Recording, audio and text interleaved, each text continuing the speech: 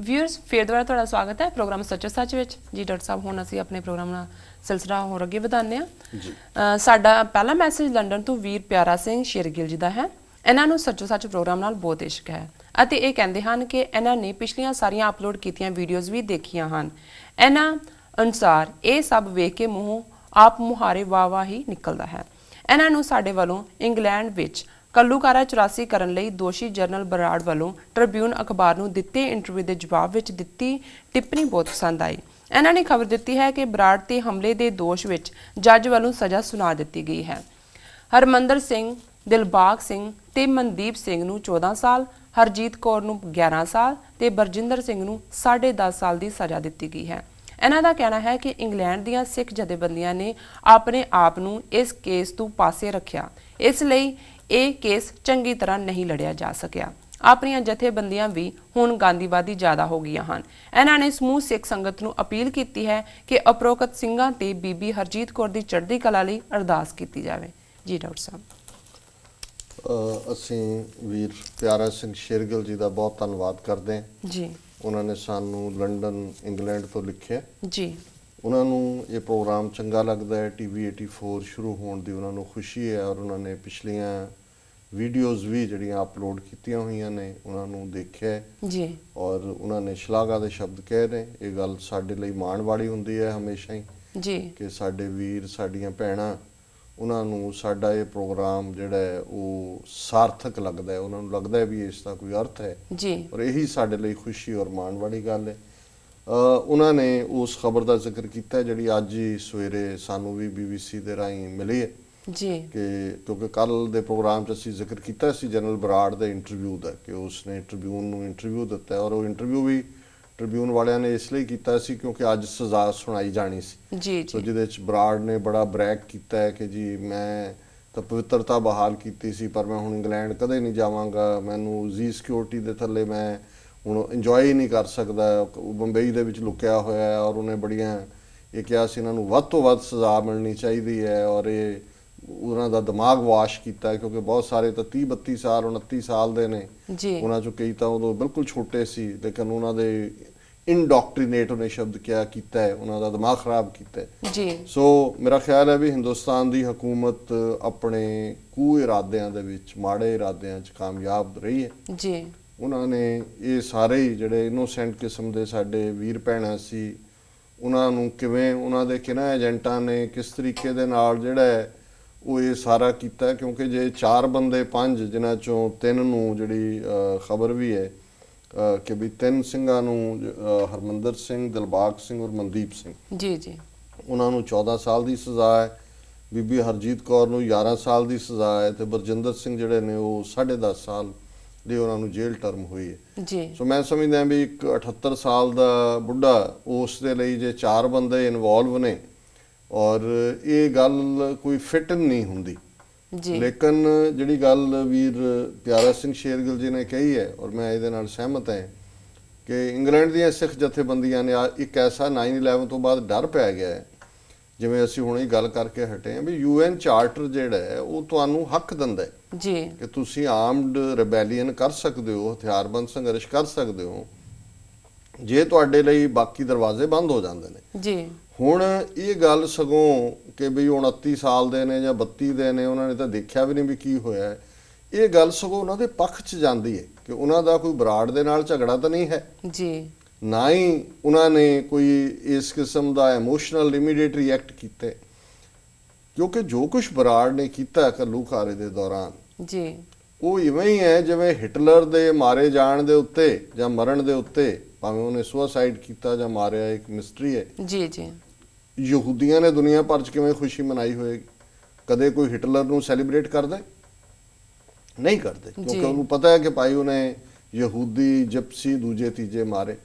ਇਸੇ ਤਰ੍ਹਾਂ ਹਰ ਇੱਕ ਦਾ ਜੇ ਹੁਣ ਅਸੀਂ ਅਕਸਰ ਗੱਲ ਕਰਦੇ ਹਾਂ ਵੀ ਰਾਵਣ ਨੂੰ ਕਿਉਂ ਸਾੜਿਆ ਜਾਂਦਾ ਹੈ ਕਿਉਂਕਿ ਬੁਰਾਈ ਦਾ ਚਿੰਨ੍ਹ ਹੈ। ਕਿੰਨੇ ਸੈਂਕੜਿਆਂ ਸਾਲ ਹੋ ਗਏ ਭੁੱਲ ਗਏ ਸਾਡੇ ਹਿੰਦੂ ਵੀਰ ਵੀ ਰਾਵਣ ਨੂੰ ਅਸੀਂ ਨਾ ਸਾੜੀਏ ਜੀ। ਸੋ ਇਹ ਹਮੇਸ਼ਾ ਹੀ ਰਿਹਾ ਹੈ ਜਿਹੜਾ ਜ਼ੁਲਮ ਕਰੇਗਾ। ਹੁਣ ਜੇ ਉਦਮ ਸਿੰਘ ਜਿਹਨੇ ਡਾਇਰ ਨੂੰ ਜਾ ਕੇ ਮਾਈਕਲ ਔਡਵਾਇਰ ਨੂੰ 21 ਸਾਲ ਬਾਅਦ ਇੰਗਲੈਂਡ ਦੇ ਵਿੱਚ ਮਾਰਿਆ, ਉਸ ਉਦਮ ਸਿੰਘ ਦੀਆਂ ਜਿਹੜੀਆਂ ਲਾਸਟ ਰਿਮੇਨਸ ਉਹਦੀ ਕਰੇਵ ਚੋਂ ਕੱਢ ਕੇ ਕਬਰ ਚੋਂ ਚੀਫ ਮਿਨਿਸਟਰ ਗਿਆਨੀ ਜ਼ੈਲ ਸਿੰਘ ਸਿਰ ਤੇ ਚੁੱਕ ਕੇ ਫਿਰਦਾ ਰਿਹਾ ਸਾਰੇ ਪੰਜਾਬ 'ਚ। ਜੀ ਹੁਣ ਭਗਤ ਸਿੰਘ ਦੇ, ਊਧਮ ਸਿੰਘ ਦੇ ਕਿਉਂ ਬੁਤਲਾਏ? ਉਹਨਾਂ ਨੇ ਚਰਖੇ ਚਲਾਏ ਸੀ। ਜੀ ਇਸੇ ਲਈ ਹੈ ਕਿ ਵੀ ਉਹ ਜ਼ੁਲਮ ਦੇ ਖਿਲਾਫ ਖਲੋਤੇ। ਉਦੋਂ ਜ਼ੁਲਮ ਕਰਨ ਵਾਲੇ ਅੰਗਰੇਜ਼ ਸਨ। ਅਸੀਂ ਆਪਣੀ ਅਰਦਾਸ ਦੇ ਵਿੱਚ ਕਿਹਨਾਂ ਸਿੰਘਾਂ ਸਿੰਘਣੀਆਂ ਨੂੰ ਯਾਦ ਕਰਦੇ ਹਾਂ। ਜੀ ਉਹੀ ਨੇ ਜਿਨ੍ਹਾਂ ਨੇ ਜ਼ੁਲਮ ਦੇ ਖਿਲਾਫ ਖਲੋਤੇ, ਜਿਹੜੇ ਜ਼ਾਲਮ ਦੇ ਨਾਲ ਜਿਨ੍ਹਾਂ ਨੇ ਟੱਕਰ ਲਈ। 10ਵੇਂ ਪਾਤਸ਼ਾਹ ਦੇ ਜੇ ਅਸੀਂ ਸਿੱਖ ਹੈ ਤੇ ਫਿਰ ਉਹਨਾਂ ਦਾ ਹੀ ਫਰਮਾਨ ਹੈ ਕਿ ਇਹ ਜਿਹੜਾ ਸਾਧ ਸਮੂਹ ਪ੍ਰਸੰਨ ਫਿਰੈ ਜਗ, ਸ਼ਤਰੂ ਸਭੈ ਅਵਲੋਕ ਚਪੈਂਗੇ। ਜੀ ਕਿ ਜਿਹੜੇ ਦੁਸ਼ਮਣ ਹੈ ਉਹ ਪਤਾਲ 'ਚ ਜਾਏਗਾ ਔਰ ਭਲੇ ਲੋਕ ਦੁਨੀਆ ਦੇ ਉੱਤੇ ਜਿਹੜੇ ਨੇ ਉਹ ਪ੍ਰੋਸਪਰ ਹੋਣਗੇ। ਜੀ। ਸੋ ਮੈਂ ਸਮਝਦਾ ਹਾਂ ਵੀ ਇਹ ਬਹੁਤੀ ਅਪਰੋਚ ਠੀਕ ਨਹੀਂ ਸੀ ਸਾਡੀਆਂ ਸਿੱਖ ਜਥੇਬੰਦੀਆਂ ਦੀ। ਭਾਵੇਂ ਪਿੱਛੇ ਰਹਿ ਕੇ ਥੋੜੀ ਬਹੁਤ ਮਦਦ ਕੀਤੀ ਹੋਏਗੀ ਕਿਸੇ ਨੇ, ਪਰ ਮੈਂ ਸਮਝਦਾ ਹਾਂ ਵੀ ਜੇ ਇਸ ਕੇਸ ਨੂੰ ਕੌਮੀ ਕੇਸ ਬਣਾਇਆ ਜਾਂਦਾ ਜੀ ਔਰ ਬੇਸ਼ੱਕ ਇਹ 4 ਕੌਣ ਨੇ, ਮੇਰਾ ਕਿਸੇ ਨਾਲ ਕੋਈ ਸੰਪਰਕ ਨਹੀਂ ਹੈ ਇਹਨਾਂ 5 ਸਿੰਘਾਂ ਸਿੰਘਣੀਆਂ ਨਾਲ, ਜੀ ਪਰ ਜ਼ਾਹਰ ਹੈ ਉਸੇ ਕੌਮ ਦੀ ਨੁਮਾਇੰਦਗੀ ਕਰਦੇ ਨੇ ਔਰ ਉਹਨਾਂ ਨੇ ਇਸ ਬਰਾੜ ਨੂੰ ਜੇ ਇਹਨਾਂ ਦੇ ਕਹਿਣ ਮੁਤਾਬਕ, ਅਦਾਲਤ ਦੇ ਮੁਤਾਬਕ ਕੋਈ ਉਹਨਾਂ ਨੇ ਆਪਣਾ ਗੁੱਸੇ ਦਾ ਇਜ਼ਹਾਰ ਵੀ ਕੀਤਾ ਤੇ ਇਹਦਾ ਇੱਕ ਪਿਛੋਕੜ ਹੈ। ਸਗੋਂ ਇਹ ਕੇਸ ਇੱਕ ਦੁਨੀਆ ਦੇ ਵਿੱਚ ਇੱਕ ਤੁਹਾਡਾ ਇਸ ਕਿਸਮ ਦਾ ਟ੍ਰਾਇਲ ਬਣ ਸਕਦਾ ਸੀ ਜਿਹਦੇ 'ਚ ਤੁਸੀਂ ਦਰਬਾਰ ਸਾਹਿਬ ਤੇ ਹਮਲੇ ਦੇ ਵੇਲੇ ਕੀਤੇ ਜ਼ੁਲਮਾਂ ਦੀਆਂ ਜਿਹੜੀ ਹੈ ਲੰਬੀ ਲਿਸਟ ਲਿਆ ਸਕਦੇ ਸੀ। ਜੀ ਤੁਸੀਂ ਉਸ ਕਿਸਮ ਦੀਆਂ ਵਿਟਨੈਸਿਸ ਕਹਿੰਦੇ। ਜੇ ਹੁਣ ਬਰਾੜ ਨੇ ਇੰਨਾ ਡੇਅਰ ਨਹੀਂ ਕੀਤਾ, ਇੰਗਲੈਂਡ 'ਚ ਆਏ, ਉੱਥੇ ਵੀਡੀਓ ਕਾਨਫਰੰਸਿੰਗ ਕੀਤੀ ਹੈ, ਅਜੇ ਵੀ ਉਹ ਜਿਉਂਦੇ ਨੇ ਜਿਨ੍ਹਾਂ ਦੇ ਟੱਬਰਾਂ ਦੇ ਟੱਬਰ ਮਾਰੇ ਹੋਏ ਨੇ ਦਰਬਾਰ ਸਾਹਿਬ ਦੇ ਅੰਦਰ, ਛੋਟੇ ਛੋਟੇ ਬੱਚੇ ਮਾਰੇ ਹੋਏ ਨੇ, ਬੀਬੀਆਂ ਮਾਰੀਆਂ ਹੋਈਆਂ ਨੇ। ਤੁਸੀਂ 500 ਵਿਟਨੈਸਿਸ ਖੜੀਆਂ ਕਰ ਦਿੰਦੇ। ਜੱਜ ਨੂੰ ਇਸ ਗੱਲ ਦਾ ਅਹਿਸਾਸ ਹੁੰਦਾ ਕਿ ਭਾਈ ਜੇ ਇਹਨਾਂ ਨੇ ਭਾਵਕ ਹੋ ਕੇ ਕੋਈ ਕੰਮ ਇੰਗਲੈਂਡ ਦੇ ਕਾਨੂੰਨ ਦੇ ਖਿਲਾਫ ਵੀ ਕੀਤਾ ਤੇ ਇਹਦਾ ਪਿਛੋਕੜ ਹੈ। ਜੀ ਪਰ ਇਹ ਠੀਕ ਹੈ ਗੱਲ ਵੀ ਇਹ ਅੱਜ ਜਿਹੜਾ ਉਹ ਡਰ ਹੈ ਗਾਂਧੀਵਾਦ ਇੰਨਾ ਕੁ ਬਣਾ ਦਿੱਤਾ ਹੈ ਵੀ ਈਵਨ ਮੰਡੇਲੇ ਨੂੰ ਵੀ ਗਾਂਧੀ ਬਣਾਇਆ ਹੋਇਆ ਜੀ। ਉਹਦਾ ਨਾਮ ਸੀ ਜੀ ਨੈਲਸਨ ਗਾਂਧੀ ਮੰਡੇਲਾ। ਉਹਨੂੰ ਪੁੱਛੋ ਵੀ 27 ਸਾਲ ਮੰਡੇਲਾ ਚਰਖਾ ਚਲਾ ਕੇ ਅੰਦਰ ਰਿਹਾ ਸੀ। ਜੀ ਅਮਰੀਕਾ ਨੇ ਮੰਡੇਲਾ ਦੇ ਜੇਲ੍ਹ ਤੋਂ ਰਿਹਾ ਹੋਣ ਤੋਂ 2 ਸਾਲ ਪਹਿਲਾਂ ਉਹਦਾ ਨਾਂ ਟੈਰਰਿਸਟਾਂ ਦੀ ਲਿਸਟ ਚੋਂ ਕੱਢਿਆ।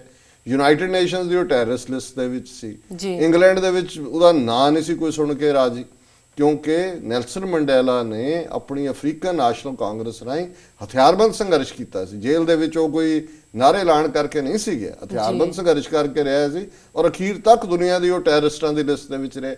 ਬਾਕੀ ਅੰਗਰੇਜ਼ੀ 'ਚ ਕਹਿੰਦੇ ਨੇ ਨਥਿੰਗ ਸਕਸੀਡਸ ਲਾਈਕ ਸਕਸੈਸ। ਜੀ ਜਦੋਂ ਕੋਈ ਬੰਦਾ ਕਾਮਯਾਬ ਹੋ ਜਾਂਦਾ ਹੈ ਫਿਰ ਜਿਹਦੀ ਕੋਠੀ ਵਿੱਚ ਦਾਣੇ ਉਹਦੇ ਕਮਲੇ ਵੀ ਸਿਆਣੇ, ਉਹ ਉਧਰ ਸਿਆਣਪ ਦੀ ਗੱਲ ਹੈ। ਇੱਥੇ ਫਿਰ ਨੋਬਲ ਪ੍ਰਾਈਜ਼ ਵੀ ਆ ਗਿਆ, ਫਲਾਣਾ ਵੀ ਆ ਗਿਆ। ਹੁਣ ਉਸ ਦੀ ਕ੍ਰੀਮੇਸ਼ਨ ਦੇ ਮੌਕੇ ਦੁਨੀਆ ਭਰ ਦੇ ਲੋਕ, ਪ੍ਰੈਜ਼ੀਡੈਂਟ ਇਕੱਠੇ ਹੋਏ ਨੇ। ਪ੍ਰੈਜ਼ੀਡੈਂਟ ਓਬਾਮਾ ਵੀ ਪਹੁੰਚ ਗਿਆ ਹੈ, ਐਕਸ ਪ੍ਰੈਜ਼ੀਡੈਂਟ ਵੀ ਨੇ, ਬਾਕੀ ਵੀ ਪਹੁੰਚ ਗਏ ਨੇ ਸਾਰੇ।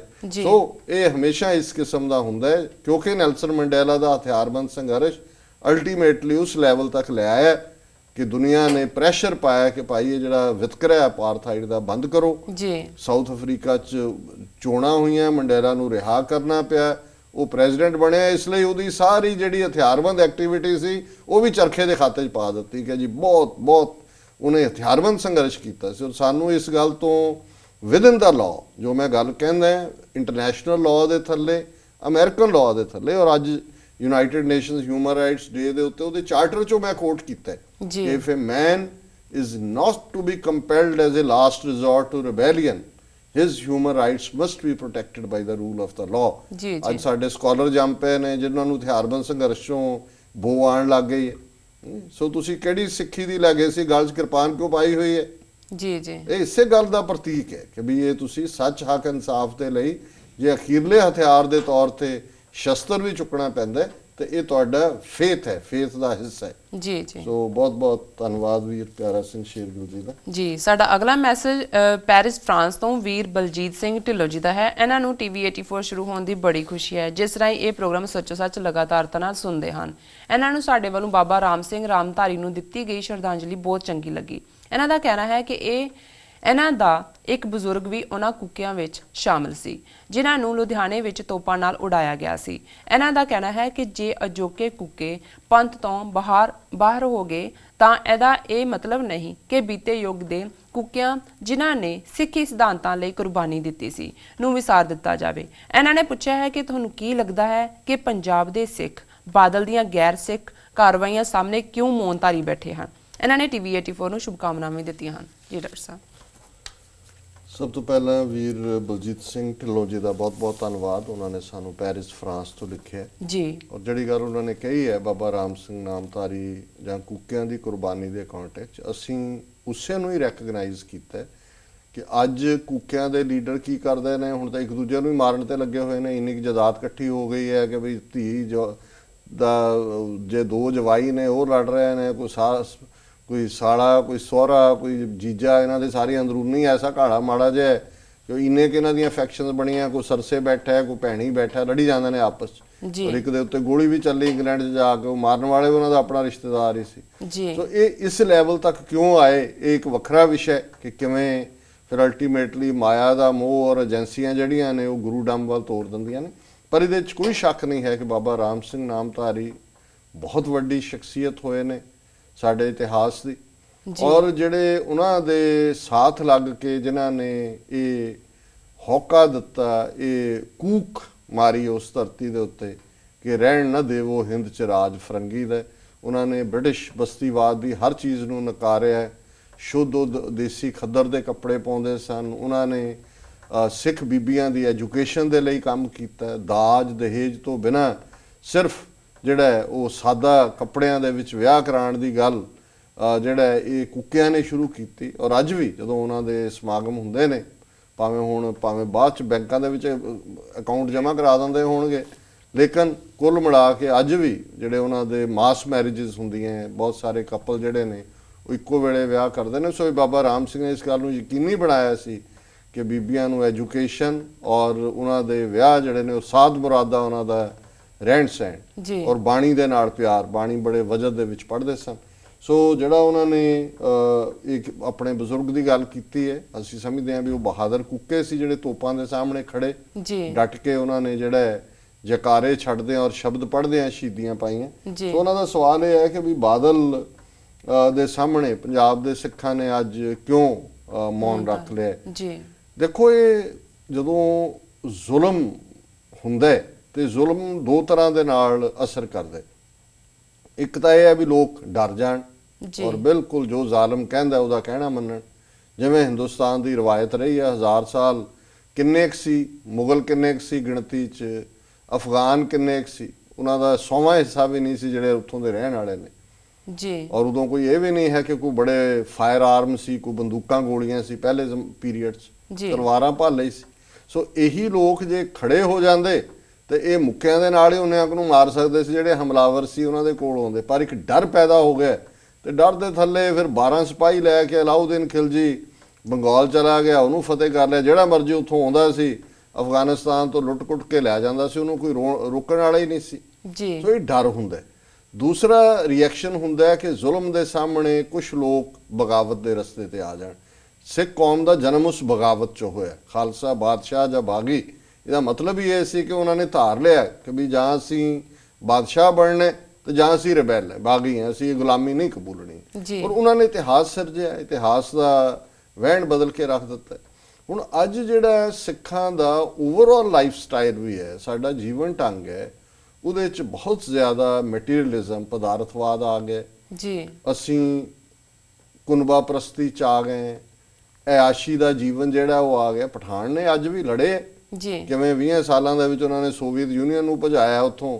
ਹੁਣ ਨੈਟੋ ਦੀਆਂ ਫੋਰਸਿਸ ਅਮਰੀਕਾ ਦਾ ਬਿਸਤਰਾ ਗੋਲ ਅਗਲੇ ਸਾਲ 'ਚ ਬਿਸਤਰੇ ਬੰਨ੍ਹ ਕੇ ਜਿਹੜਾ ਮੋਢਿਆਂ ਤੇ ਰੱਖ ਕੇ ਆਉਣਗੇ। ਹੁਣ ਤਾਂ ਇਹਨਾਂ ਨੂੰ ਫਿਕਰ ਪਿਆ ਵੀ ਵਾਪਸ ਜਾਂਦੇ ਨਾ ਖੋਹ ਲੈਣ ਬਿਸਤਰੇ ਵੀ।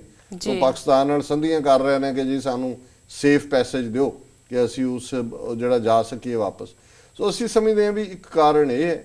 ਦੂਸਰਾ, ਹਿੰਦੁਸਤਾਨ ਦੀ ਜਿਹੜੀ ਸਾਰੀ ਉਹਨਾਂ ਦਾ ਏਜੰਸੀ ਨੈਟਵਰਕ ਹੈ, ਉਹਨਾਂ ਨੇ ਇੰਨਾ ਜ਼ਿਆਦਾ ਜ਼ੁਲਮ ਕੀਤਾ ਪਿਛਲੇ 20-25-30 ਸਾਲ 'ਚ, ਪੂਰੀ ਜਨਰੇਸ਼ਨ ਮੁਕਾ ਦਿੱਤੀ। ਲੋਕਾਂ ਦੇ ਵਿੱਚ ਇੰਨਾ ਕੁ ਖੌਫ ਹੈ ਕਿ ਉਹਨਾਂ ਨੂੰ ਹੋਰ ਪਤਾ ਹੀ ਨਹੀਂ ਲੱਗਦਾ ਕਿ ਵੀ ਉਹ ਕੀ ਕਰਨ। ਤੀਸਰੀ ਗੱਲ, ਉਹਨਾਂ ਨੇ ਜਿਸ ਤਰੀਕੇ ਨਾਲ ਇਹ ਬਾਬਾ ਡਾਮ, ਗੁਰੂ ਡਾਮ, ਕੋਈ ਆਸ਼ੂਤੋਸ਼, ਕੋਈ ਸੌਦਾ ਸਾਧ, ਕੋਈ ਇਸ ਕਿਸਮ ਦੇ ਸਾਰੇ ਭਨਿਆਰਾ, ਇਹ ਸਾਰੇ ਖੜੇ ਕੀਤੇ। ਲੋਕ ਇਹ ਵੀ ਬੁਖਾਰ ਦਿੱਤੇ ਇੱਕ ਪਾਸੇ ਕਿ ਵੀ ਉਹ ਇੱਕ ਥਾਂ ਤੇ ਫੋਕਸ ਨਹੀਂ ਕਰ ਸਕਦੇ।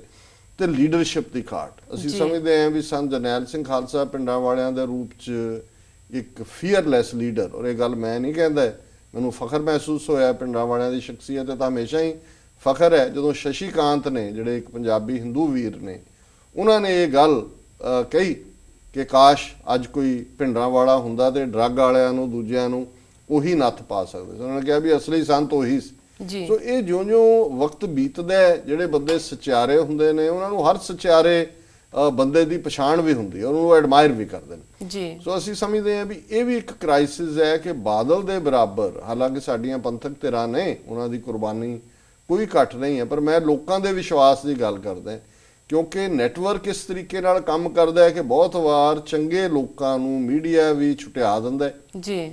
ਲੇਕਿਨ ਜਿਹੜਾ ਬਾਦਲ ਐਂਡ ਕੰਪਨੀ ਆ ਉਹ ਡਾਰਲਿੰਗ ਹੈ ਸਾਰਿਆਂ ਦਾ, ਉਹ ਸ਼ੂਟ ਕਰਦਾ। ਜਿਹੜਾ ਕੰਮ ਹਕੂਮਤਾਂ ਉੱਥੇ ਬੰਦੇ ਮਾਰ ਕੇ ਨਹੀਂ ਕਰ ਸਕੀਆਂ, ਜੈਨੋਸਾਈਡ ਕਰਕੇ, ਉਹ ਬਾਦਲ ਨੇ ਕਰ ਦਿੱਤਾ ਹੈ। ਸਿੱਖੀ ਦੀਆਂ ਵੈਲਿਊਜ਼, ਮੋਰਲ ਵੈਲਿਊਜ਼, ਇਖਲਾਕ ਦੀਆਂ ਵੈਲਿਊਜ਼। ਜੀ ਜੀ। ਸੋ ਅਸੀਂ ਸਮਝਦੇ ਹਾਂ ਵੀ ਇਸ ਚੈਲੰਜ ਨੂੰ ਹੁਣ ਜੇ ਭਾਈ ਗੁਰਬਖਸ਼ ਸਿੰਘ ਨਿਕਲੇ, ਉਹ ਵੀ ਉਸ ਧਰਤੀ ਤੋਂ ਹੀ ਨਿਕਲੇ। ਪੰਜਾਬ ਹਰਿਆਣਾ ਉਹੀ ਲੈਂਡਸਕੇਪ ਹੈ, ਆ ਕੇ ਉਹ ਬੈਠੇ, ਇਹਨਾਂ ਨੇ ਕੀਤਾ ਆਪਣਾ ਅਟੈਂਪਟ, ਜੇ ਉਹ ਆ ਕੇ ਫਿਰ ਬੈਠ ਗਿਆ। ਸੋ ਇਹ ਜੇ ਜਾਰੀ ਰਹੇਗਾ ਇਸ ਕਿਸਮ ਦੀ ਗੱਲ, ਤੇ ਇਹ ਕਾਫਲਾ ਵੱਡਾ ਹੁੰਦਾ ਜਾਏਗਾ। ਜੇ ਅੱਜ ਬਹੁਤ ਸਾਰੇ ਵੀਰ ਭੈਣਾਂ ਉਸ ਕਾਫਲੇ ਨੂੰ ਜੁਆਇਨ ਕਰ ਰਹੇ ਨੇ, ਇਹਦੇ ਬਾਵਜੂਦ ਕਿ ਪਤਾ ਹੈ, ਇਹ ਵੀ ਪਤਾ ਨਹੀਂ ਟਾਸਕ ਫੋਰਸ ਸ਼੍ਰੋਮਣੀ ਕਮੇਟੀ ਦੀ ਅੱਜ ਰਾਤ ਅਟੈਕ ਕਰਦੇ, ਕੱਲ ਕਰਦੇ, ਪਰ ਫਿਰ ਵੀ ਦਜਨਾ ਸਿੰਘ ਆਏ ਨੇ। ਉਹਨਾਂ ਨੇ ਪਹਿਲਾਂ ਵੀ, ਭਾਵੇਂ ਸਤ ਸਿੰਘ ਅੰਦਰ ਸੀ, ਪੁਲਿਸ ਆਈ, ਉਹਨਾਂ ਨੇ ਮੁਕਾਬਲਾ ਕੀਤਾ। ਸੋ ਅਸੀਂ ਸਮਝਦੇ ਹਾਂ ਵੀ ਇਹੀ ਆਵਾਜ਼ ਹੌਲੀ ਹੌਲੀ ਮਜ਼ਬੂਤ ਆਵਾਜ਼ ਬਣੇਗੀ। ਸੋ ਵੀਰ ਬਲਜੀਤ ਸਿੰਘ ਢਿੱਲੋਂ ਜੀ ਦਾ ਬਹੁਤ ਬਹੁਤ ਧੰਨਵਾਦ, ਉਹਨਾਂ ਨੇ ਸਾਨੂੰ ਪੈਰਿਸ ਤੋਂ, ਫਰਾਂਸ ਤੋਂ ਲਿਖਿਆ। ਜੀ ਡਾਕਟਰ ਸਾਹਿਬ, ਹੁਣ ਇਸ਼ਾਰਾ ਹੋ ਗਿਆ ਬ੍ਰੇਕ ਤੇ ਜਾਣ ਦਾ। ਵਿਊਅਰਸ ਸਾਡੇ ਨਾਲ ਇਸ ਤਰ੍ਹਾਂ ਜੁੜੇ ਰਹੋ, ਮਿਲਦੇ ਆ ਛੋਟੇ ਬ੍ਰੇਕ ਤੋਂ ਬਾਅਦ।